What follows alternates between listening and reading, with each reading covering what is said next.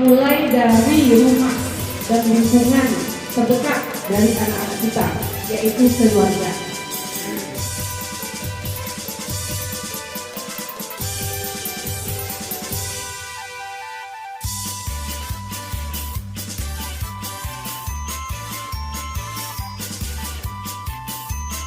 Hal yang sangat wajar jika penggunaan pendidikan itu kita mulai dari rumah dan lingkungan terdekat dari anak-anak kita, yaitu keluarga, di mana anak-anak dibesarkan dengan limpahan cinta dan kasih sayang yang tulus dari para orang tua.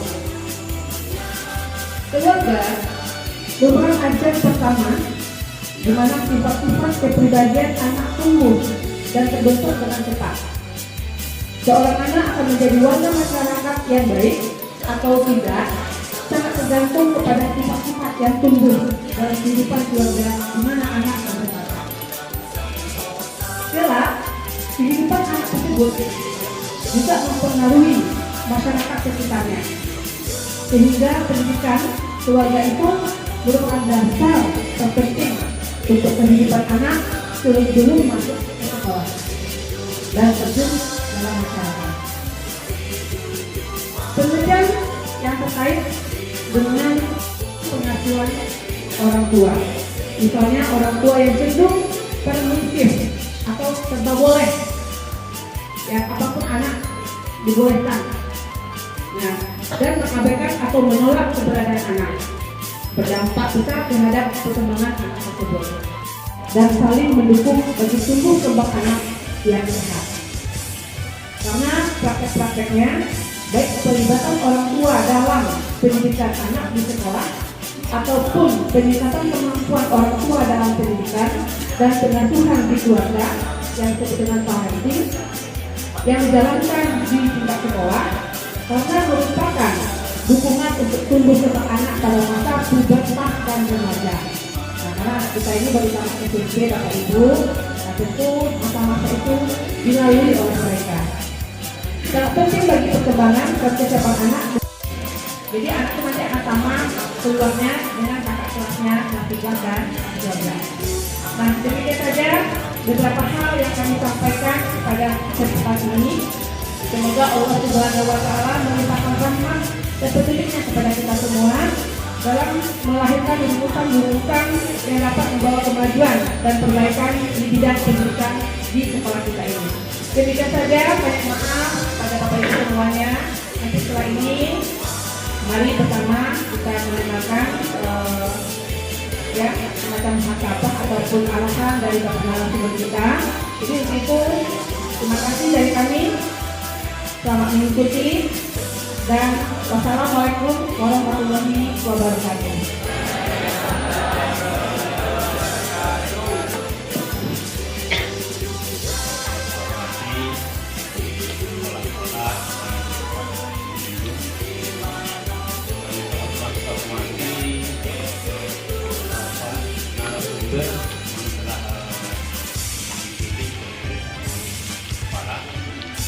Bapak Ibu, semuanya tidak salah kepala memilih narasumber. Beliau ini keluarga sukses. Kakak beliau ketua Bawaslu Sinjung Terhebat.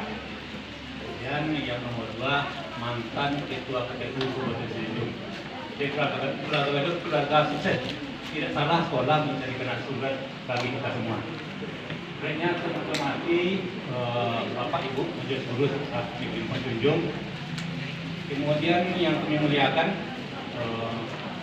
Bapak Ibu di murid kelas 10. Terima kasih selamat bergabung di SMA Negeri 4 Sinjung. Sekolah Negeri 4 Sinjung ini dalam memenuhi undangan dari sekolah. Kemudian salawat dan salam kita mohonkan kepada Allah Subhanahu wa Ta'ala untuk sampaikan kepada Rasulullah Nabi Muhammad SAW.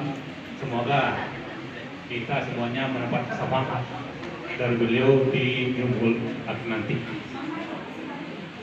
Pertama kami sampaikan pada kesempatan ini kepada Bapak Ibu semuanya, bahwasanya kami memastikan kepada Bapak Ibu selaku pengurus komite, kami adalah sorong perpanjangan tangan dari Bapak Ibu pada sekolah. Jadi secara tegas kami sampaikan, kami pengurus komite adalah perpanjangan tangan dari Bapak Ibu dalam menyalurkan apapun keluhan murid, wali murid kepada sekolah. Jadi artinya kami bukan corong dari sekolah, kami corong Bapak Ibu semuanya. Dan kami, masa tugas kami berakhir Agustus ini. Jadi kalau ada Bapak Ibu yang ingin menjadi ketua komite itu boleh. Agustus nanti kita musyawarah akbar untuk pemilihan ketua komite baru. Dan kesempatan ini juga kami menyampaikan kepada Bapak Ibu bahwasanya Bapak Ibu tidak salah. Dengan hati. Seni jadikan hidup kita indah, ilmu jadikan hidup kita mudah, iman jadikan hidup kita terarah. Assalamualaikum warahmatullahi wabarakatuh.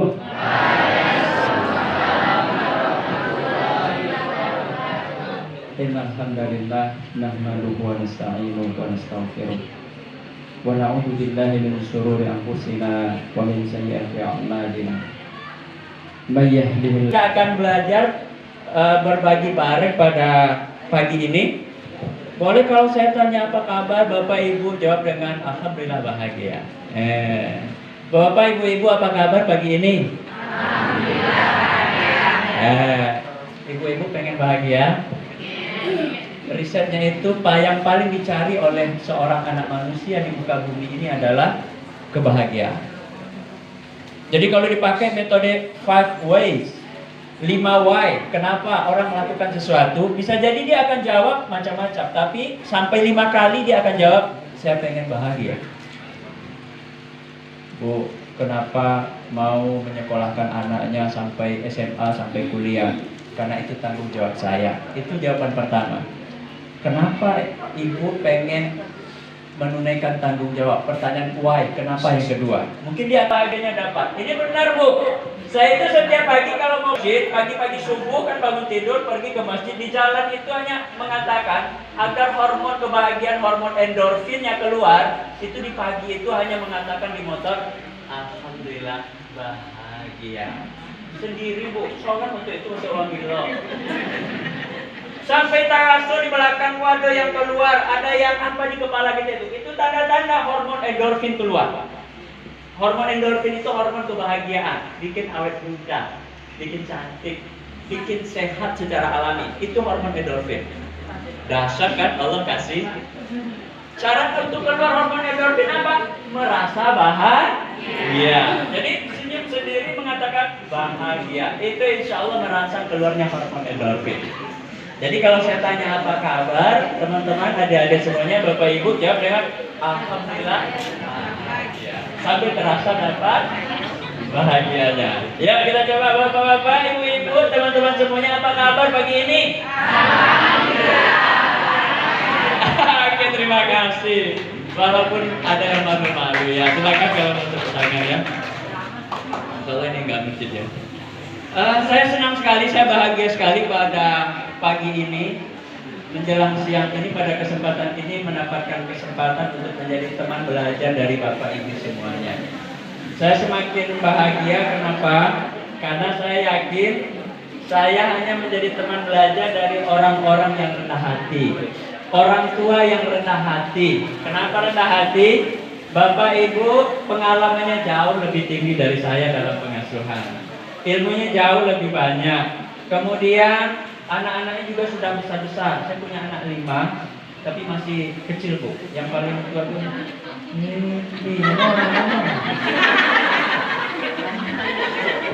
ada ibu-ibu limonan. Untuk limo anak. Saya baru punya anak 5. Ya kalau ada rezeki lagi kita terima insya Allah. dengan senang hati, dengan bahagia. Pengasuhannya jauh lebih banyak, masalah yang ditemukannya jauh lebih rumit. Assalamualaikum warahmatullahi wabarakatuh. Dan selamat Dana sekarang kita berada di SMA 4 mau duduk di sini, Kabupaten Srinjung, tepatnya di Negeri Padang Simbusuk, Kecamatan Kubitan, Desa Dana. Kegiatan ini padanya akan kita lakukan kegiatan namanya parenting class. Awal mula kegiatan anak kelas 10 dipertemukan oleh pihak sekolah bersama anak-anak di satu masalah kompleks SMA 4 yang dirasakan oleh Kepala Sekolah PLT Ibu Asma STMPD. Alhamdulillah seluruh wali murid hadir di musalah SMA 4 Desa Dana. Bagaimana kita akan coba dengar itunya bagaimana pemaparan seorang narasumber, seorang tokoh inspirasi pendidikan dengan tema meningkatkan hubungan sinergi orang tua peserta didik dengan sekolah supaya lebih bermutu. Pagi ini pada siang menjelang siang ini kita akan belajar bersama. Saya menyebutnya itu dengan, kalau saya dikasih itu topiknya tentang parenting, tentang pengasuhan. Saya lebih spesifikkan itu karena di sini ada adik-adik juga, ada orang tuanya juga, ada anaknya juga, maka saya bikin itu Oke, di sana kita tonton di channel saya Yudhya. Kita akan coba diskusikan bagaimana kegiatan ini. Let's go. Menjadi orang tua yang dalam tanda kutip itu orang tua yang pandai emas. Sehingga pandai emas, pandai menempa, yang dihasilkan itu memang emas yang berharga mahal, ditempatkan pada tempat yang hani boleh, tapi siang malam sama. Jangan nanti malam kunifani. Ya nggak masuk yang begitu-begituan, itu berbahaya. Baik, aktivitas saya sekarang saya full sebagai public speaker, sebagai trainer tepatnya. Saya itu dulu ngobrol-ngobrol, ngomong-ngomong juga kerjaannya Bu. Pernah di DPRD satu periode, Pak. Langsung sebagai public speaker, tepatnya sebagai trainer. Saya bergabung di Akademi Trainer, binanya Pak Jamil Anzaini. Saya juga nulis buku, sudah 4 buah buku. Buku saya yang pertama itu Hidup Sekali Mesti Berarti. Buku yang kedua itu Belajar Aktif dengan Otak Kreatif. Itu mungkin ada di sekolah ya. Buku yang ketiga itu Era Genetik. Buku yang keempat Adaptive Learner. Itu buku yang saya tulis. Mudah-mudahan buku yang kelima tentang keluarga itu. Happy Family Resilient. Bagaimana merawat, menjaga kebahagiaan di dalam rumah tangga. Mungkin itu untuk perkenalan singkat saja. Saya orang tua dari 5 orang anak dan 1 orang istri. Nah, insya Allah 1 orang istri. Jadi saya itu bukan penganut mazhab poligami. Ibu-ibu nggak perlu cemas. Nah, tapi kalau takdirnya ada kita, ya nggak ngerti hidupnya mau dibawa kemana, bingung, gitu ya. Kemudian merasa rumput tetangga selalu lebih hijau. Lama enggak jadi anak itu, gitu. Lama enggak sekolah di SMA itu, lama enggak jadi anak apa itu. Dia merasa kawannya selalu lebih baik, inferior. Itu dialami banyak oleh generasi saat ini. Dan mungkin bisa jadi dialami oleh anak-anak kita. Ya. Kemudian uring-uringan, emosinya nggak stabil. Ibu udah dong mengalami Bu. Ya ada adik-adik yang itu kan. Kadang uring-uringan, berang-berang datang tuse. Nggak ngerti saya. Kadang inyo sulit bersosialisasi dengan kawannya. Kalau di rumah baru hanya jalani kewajiban. Sekolah sih sekolah. Pagi mandi, kemudian sarapan, pergi sekolah, selesai sekolah pulang. Hanya menjalani kewajiban begitu saja. Hidupnya nggak gue banget. Sekolah nggak menikmati. Kalau lah beraja, bah caronya supaya inyo bisa ndak ikut beraja saya. Kalaupun hadir di kelas, hadirnya di kelas tapi ndak menikmati pembelajaran. Itu hidup hanya menjalani kewajiban. Kalau level yang lebih tinggi Bu, anak-anak kita itu ini kan adik-adik ini nanti akan kuliah. Ada yang udah kuliah, lah kuliah di pertanian, nak pindah ke ekonomi. Lah kuliah di kedokteran, kalau kuliah di kedokteran lo ingin tes lo lihat cuma kok ingin masuk ke sosial politik. nggak menikmati. Passionnya nggak ketemu. Dan yang lebih berbahaya itu, adik-adik ini lebih banyak yang mengalami apa sekarang fenomenanya? Fenomena mengalami disorientasi. Nggak tahu tujuan hidup. Kamai duiko kadibao, apa profesi yang akan diperjuangkan, kemudian apa yang mesti dilakukan, hal yang positif yang mesti dilakukan. Nggak tahu, nggak ngerti, nggak paham. Itu disorientasi. Itulah kenapa banyak anak-anak remaja sekarang, apalagi anak-anak remaja, sudahlah tujuan hidup nggak tahu, nggak jelas, sampai di rumah nggak dapat apresiasi, makanya mencari apresiasi di tempat lain. Itulah kadang-kadang adik-adik ini kadang tawuran, kadang balap-balapan. Kenapa? Karena di rumah bermasalah. Atau di sekolah, beban dikasih terus, apresiasi nggak dapat. Jarang dapat tepuk tangan. Adik-adik ini kan apalagi masih mencari jati diri. Nanti kalau apa, mereka sukanya apa? Salah satu yang mereka kadang tanpa sadar mengalami seperti itu. Kenapa mereka melakukan itu? Di antara salah satu penyebabnya, mereka tidak punya orientasi, kemudian mereka jarang mendapat apresiasi. Makanya ketika nyampe motor itu siketek di muka orang, kawan-kawannya galak, tepuk tangan, oh hebat, semakin senang ya. Mendapat apresiasi, poinnya adalah apresiasi. Yang jarang mereka dapatkan kadang di rumah dan di sekolah itu jarang dapat. Itu bedanya guru orang tua pandai emas dengan guru orang tua bengkel. Kalau orang tua bengkel, guru bengkel yang dicari masalahnya. Ya kedua, yang dicari masalah bengkel, tukang bengkel yang dicari apa masalahnya? Di peloan. Kalau perlu diganti, ganti. Kalau perlu di peloan, di kuen. Beko, rusak lo dia, timbul aja ke bengkel. Kalau pandai emas enggak, bibit emasnya yang dicari, kehebatannya yang dicari, sisi positifnya yang ditemukan, keistimewaannya yang dicari. Maka yang bisa dibentuk menjadi perhiasan, maka yang bisa dibantu ditempa supaya bisa menjadi ame yang harganya mahal. Nah itu guru orang tua pandai emas. Nah ini fenomena yang seharian kita temukan, generasi-generasi yang hidupnya itu nggak gue banget, tidak menikmati hidup, mendampingi anak-anaknya, dan ini berpengaruh terhadap output pengasuhan terhadap anak-anak kita. Ada yang pertama itu pola asuhnya itu acuh, masuk ke dalam kuadran acuh. Yang acuh ini seperti apa? Tuntutannya rendah, kemudian responsivitasnya rendah. Responsivitas itu bentuk A. Kalau ada yang dibutuhkan anak, ada yang diperlukan anak, ada yang diminta oleh anak. Nah itu respon namanya, responsivitas. Nah kalau tuntutan, keinginan awak terhadap anak. Kakak, kalau semester itu, tapi kalau ada tuntutan-tuntutan lain, ada kebutuhan-kebutuhan lain, nah itu Amai tidak bisa dong.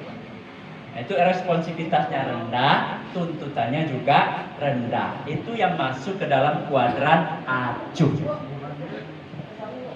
Nah, ini kalau begini biasanya orang tua yang acuh. Nah ada lagi pada kuadran yang kedua. Kuadran yang kedua itu permisif. Tadi disinggung oleh Ibu Kepsek. Permisif. Permisif ini responsivitasnya tinggi, tapi tuntutannya rendah. Iko biasanya orang tua yang selalu ngasih apa aja yang diminta oleh anak.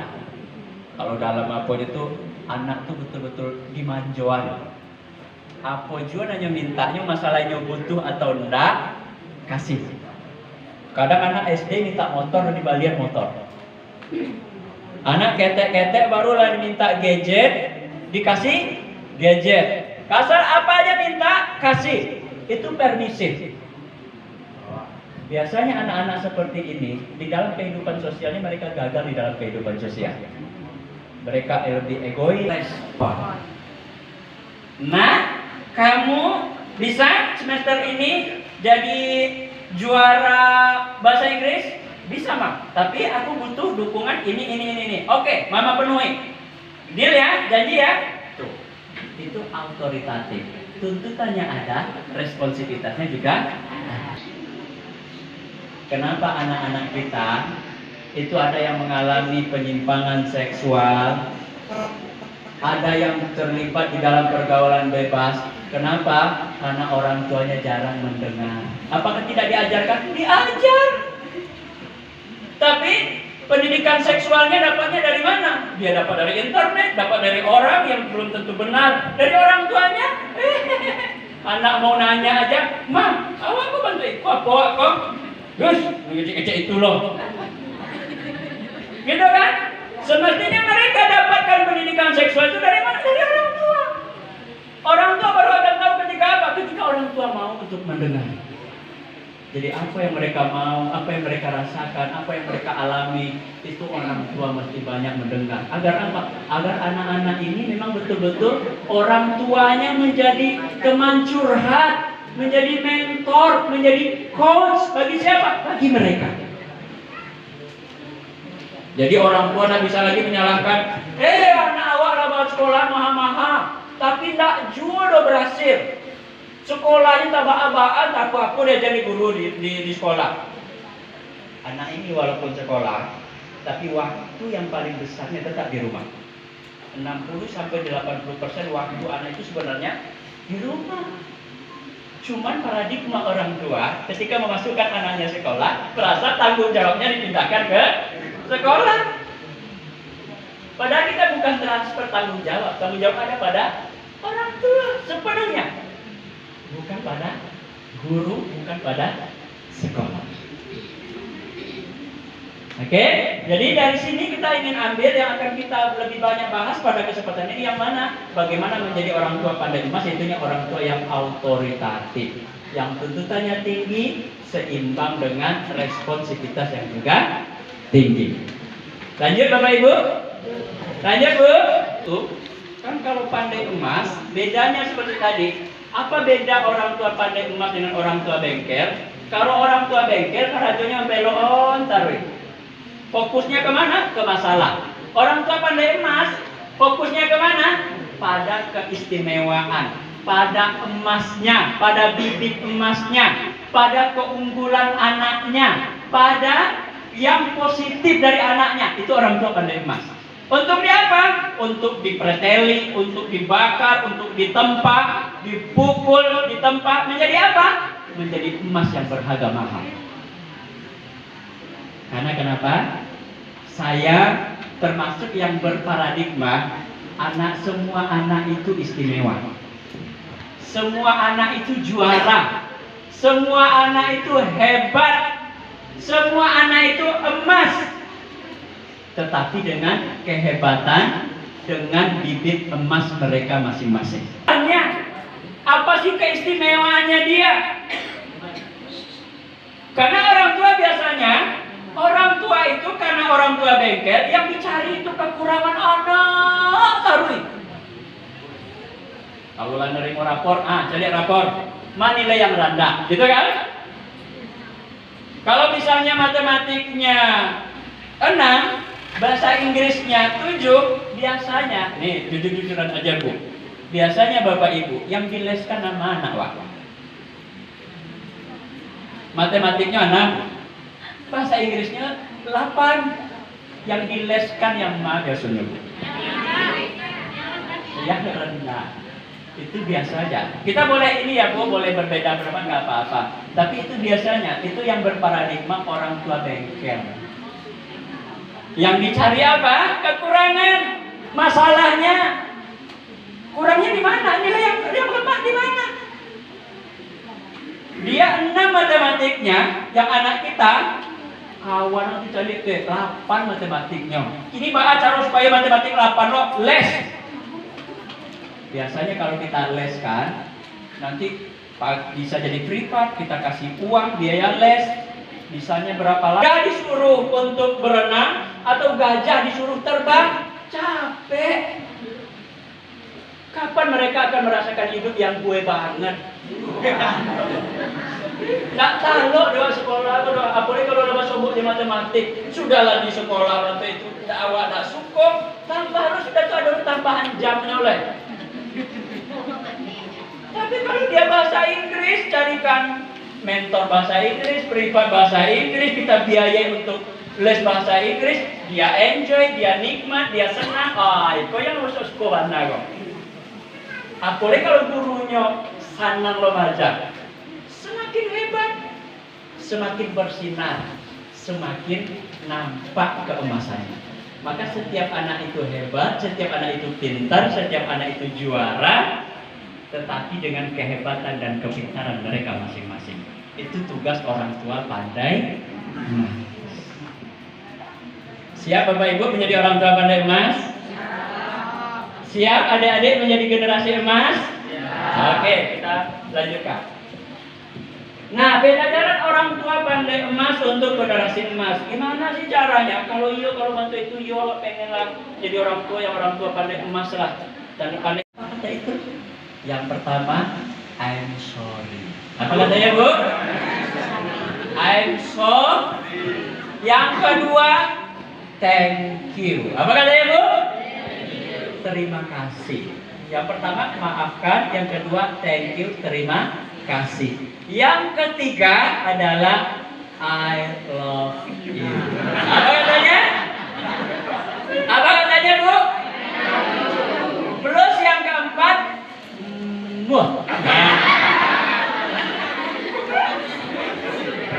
ini untuk apa? Untuk memang ini enggak ada lagi pelajaran hati. Makanya kalau ada dalam hati maka suami habiskan. Apakah dilupakan? Lupa nggak bisa. Maka melupakan mantan itu nggak bisa, Bu. Kalau kita ada disakiti oleh orang lain, misalnya oleh orang dekat kita atau oleh tetangga kita atau oleh orang lain, dizolimi kita, dilupakan nggak bisa. Sudah masuk ke memori. Yang bisa itu adalah terima. Maka ungkapan terima, ungkapan ridho itu apa? Supaya kita lapang, dada kita plong, hati kita tenang, dan kita siap diisi dengan kebahagiaan. Maka katakan, I'm sorry, thank you, I love you.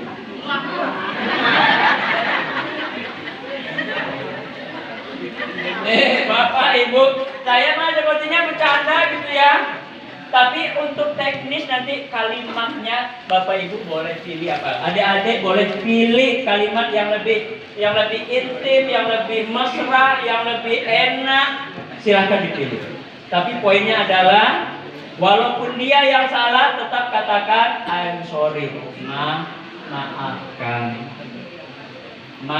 Terima kasih untuk semua cinta, untuk semua pengasuhan, untuk cinta yang tidak terbatas.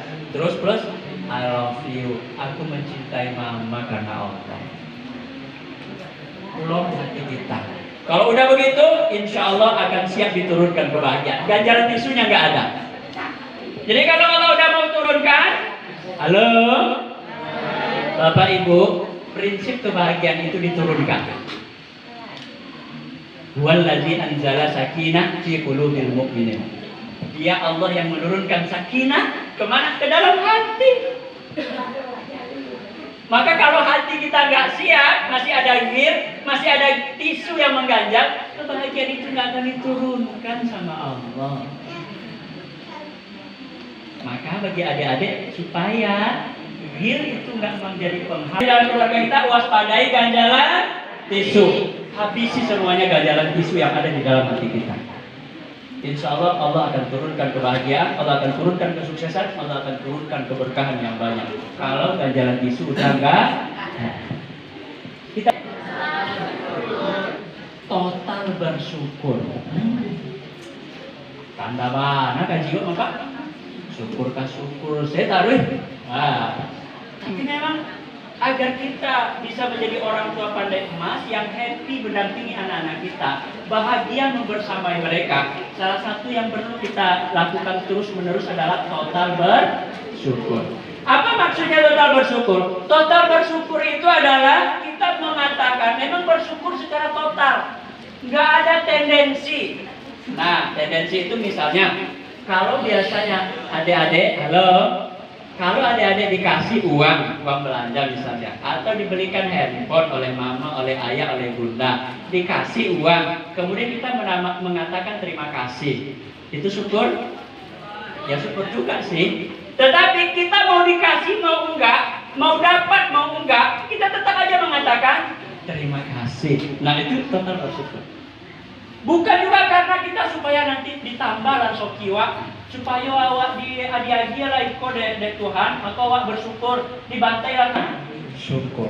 Nah bagi orang tua gimana jurnal syukurnya? Halo, orang tua pandai emas tadi yang selalu menemukan bibit emas dari anak-anaknya. Temukan pada anak-anak kita, ya Allah, terima kasih. Engkau berikan anak-anak yang baik, ya Allah. Engkau berikan anak-anak yang sempurna, ya Allah. Ya Allah, terima kasih. Engkau berikan kami permata hati, ya Allah. Ya Allah, terima kasih. Si kakak, ya Allah, mau bersekolah di SMA 4, ya Allah. Ya Allah, terima kasih. Si kakak semakin bertumbuh, ya Allah. Ya Allah, terima kasih. Terus saja bersyukur. Maka total bersyukur. Jadi selain punya jurnal syukur, terus gimana ya total bersyukur itu? Total bersyukur itu selain mengingat kebaikan, mengatakan terima kasih kepada Allah, ada satu lagi. Ekspresikan syukur kita. Mengekspresikan. Adik-adik ini biasanya kalau lihat ikan itu, ekspresinya mana? Ekspresinya mana? Syukur pun perlu diekspresikan, diungkapkan. Halo, adik-adik kita mungkin lah bersyukur Allah, lah jurnal syukur Allah, lah diungkapkan Allah. Tapi bisa jadi salah satu yang saya pertemukan tujuan mulia. Halo, yang kita khawatirkan adik-adik semuanya, bapak-bapak, ibu, malam misalnya bangun tengah malam atau habis sholat, anak berdoa, ibu berdoa, tapi doanya tabrakan. Tabrakan maaf Pak. Halo. Hai. Hai, Namanya siapa nih?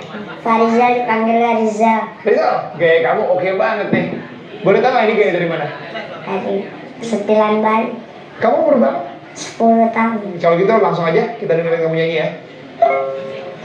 Bening tetesan embun pagi, secerah sinar yang mentari.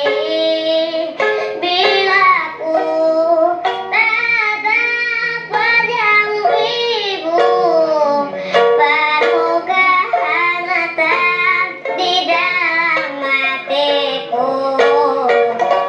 Oh ibuku, engkaulah wanita. Pengen dibagusin. Kamu bisa kasih tahu kita nggak seperti apa sih ayah kamu? Baik dan dia nggak pernah galak. Waktu masih kecil aku pernah digendong ke sono sini, minta beli mainan, dikasih, diturutin. Ya sampai sekarang bapak nggak ada sama ibu. Kalau ibu orangnya seperti apa? Baik, sama seperti bapak.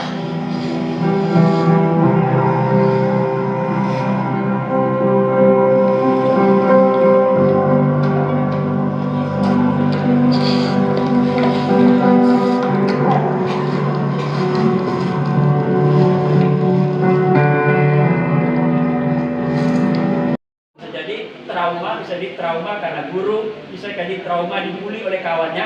Itu kalau orang insting. Kalau suasana tidak mendukung, lingkungan tidak mendukung, bisa traumatik. Dia spontan akan lari dari situ. Maka kalau dalam otak yang lain, orang insting itu adalah reptilian brain, otak reptil. Ya. Oke? Itu kalau pengen melihat keistimewaan. Jadi poinnya adalah Bapak Ibu, teman-teman, adik-adik semuanya, temukan dulu keunggulan kita. Kita istimewanya di mana? Kita hebatnya di mana? Kita lebih spesifik, kita itu bakat kita itu di mana? Temukan itu dulu. Gimana caranya? Lihat aja sifat-sifat yang muncul. Kalau dites bisa dilihat belahan otaknya yang paling dominan. Apakah kita itu sensing, yang orangnya bagus, memorinya bagus, hafalannya bagus, kemudian secara fisik juga bagus, ataukah kita itu thinking, yang logikanya bagus, menganalisa bagus, kita suka keteraturan, kita orangnya disiplin, hitam putih, nggak banyak bicara, banyak mikir, ataukah kita itu intuitif, orang yang suka perubahan, orang yang senang dengan kreativitas, orang yang suka menghasilkan sesuatu yang baru, itu intuitif, atau kita ternyata orang feeling, yang suka bergaul dengan banyak orang, yang suka membangun hubungan dengan orang lain, yang kita itu kecerdasannya adalah kecerdasan perasaan, atau kita masuk ke dalam golongan orang insting, orang yang serba bisa. Oke, kita lanjutkan. Nah, saya ingin Tuhan fisik dipeluk oleh ayah kandungnya, ketimbang nanti dia dipeluk oleh orang-orang yang itu tidak bertanggung jawab, yang bukan haknya untuk memeluk, dan dia menjadi sesuatu yang melakukan penyimpangan untuk mengisi, padahal dia hanya untuk mengisi tangki cintanya. Setiap orang akan selalu mencari sesuatu yang itu bisa mengisi tangki cintanya. Maka orang tuanya lah yang mesti mengisi tangki cinta anak-anaknya masing-masing dengan bahasa cinta yang tepat. Baik Bapak Ibu, mungkin itu poin-poin yang bisa kami sampaikan pada kesempatan ini. Masih ada satu lagi sebenarnya, tapi waktu kita saya pikir sudah sangat lewat. Yang terakhir itu adalah kelola kebersamaan. Kelola kebersamaan ini apa? Dalam kelola kebersamaan ini satu aja poinnya Bu. Insya Allah Bapak, Ibu, teman-teman coba praktekkan ini one on one time. Apa maksudnya one on one? Masing-masing anak itu ajak memang waktu hanya berduaan aja dengan dia. Bisa jadi sekali sebulan, sekali 2 pekan, sekali 2 bulan, terserah. Tetapi ada waktu khusus yang hanya berduaan aja. Ibu misalnya dengan si kakak, dengan si abang, dengan si adik, udah ada waktu one on one-nya masing-masing. Untuk apa? Bangun bonding emosional. Itu dasar insya Allah. Coba Bapak Ibu praktekkan ada one on one dengan anak kita. Berduaan kemana aja, mau ke kafe, mau minum. Kita sama-sama. Saya tadi di awal menyampaikan salah satu indikasi hati kita itu hidup ketika berdoa ada rasanya.